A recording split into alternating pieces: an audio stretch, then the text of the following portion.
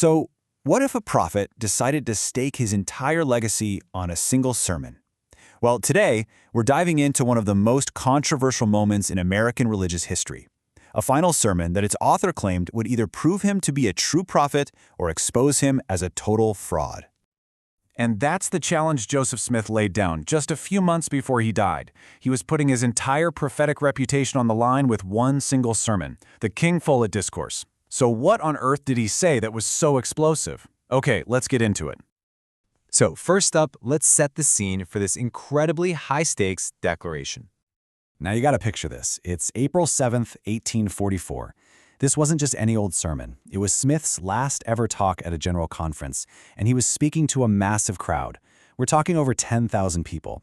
And in that crowd, you had his most devout followers, but also a growing number of people who were starting to question his authority. He absolutely knew the stakes, which is why he actually had more scribes recording this sermon than any other he'd ever given. Now, the whole occasion was a funeral, and Smith argued that if you want to find any real comfort when someone dies, you first have to understand who God really is. Because as he was about to reveal, if you can understand God's past, it tells you everything about our future. And there it is.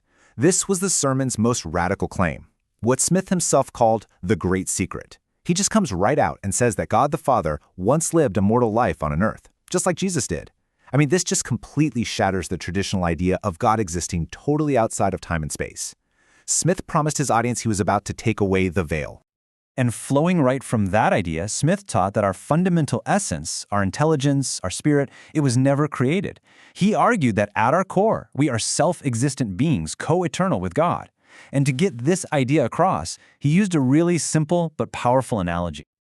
The logic here was simple, but for his audience, incredibly powerful. Think about it.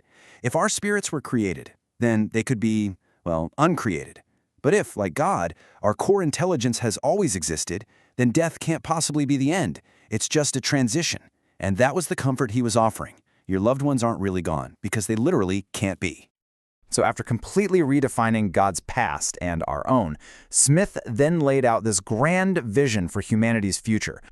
And this all led to his next major idea, this ladder of eternal progression. Smith basically taught that this is the universal path. The Father started at the bottom and became God.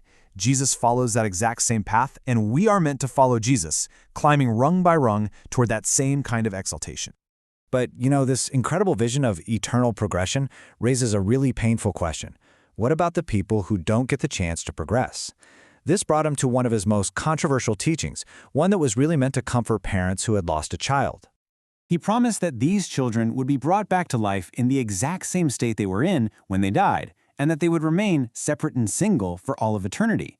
For a grieving mother, this was a powerful comfort. You'll get your child back exactly as you remember them. But as we're about to see, this one specific teaching would end up creating a deep theological crack in the church he founded. Okay, let's shift gears and talk about the fallout. We're going to see how this sermon, which was meant to unify and comfort people, actually ended up creating deep divisions that lasted for over a century.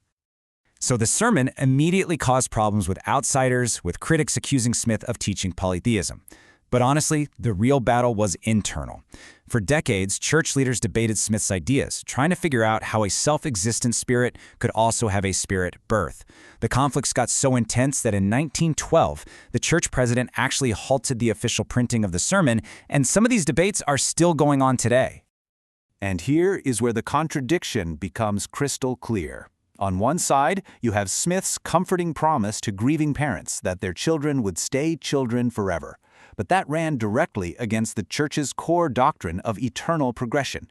If progression is the whole point, then staying in a static state, even a happy one, came to be seen as a form of non-exaltation. It got to the point where some later church leaders even wondered if this part of the sermon had been recorded correctly. So the three big internal debates really boiled down to these questions. First, how could our spirits be both eternal and uncreated, but also experience a spirit birth from heavenly parents? Second, how could a static, non-progressing afterlife for children fit into a theology where progression is everything? And third, if God had a father, well, did that God have a father? And so on, creating this infinite chain of gods. These were the huge tensions that led some to reinterpret, and even for a time, to censor Smith's final sermon. Okay, so with all of that history and controversy in mind, Let's circle all the way back to the wager that Joseph Smith made at the very beginning and see how our source material concludes this. Remember the test he set for himself? He said if these teachings were not true, he was a false prophet. Well, the source we're looking at argues that Smith fails his own test. The reasoning is pretty straightforward. If some of the key teachings, like the one about the eternal state of children, had to be questioned, reinterpreted, or even rejected by his own successors, then by the standard Smith himself said, the doctrine couldn't have been true. And this really highlights the fundamental difference in worldview that our source points out.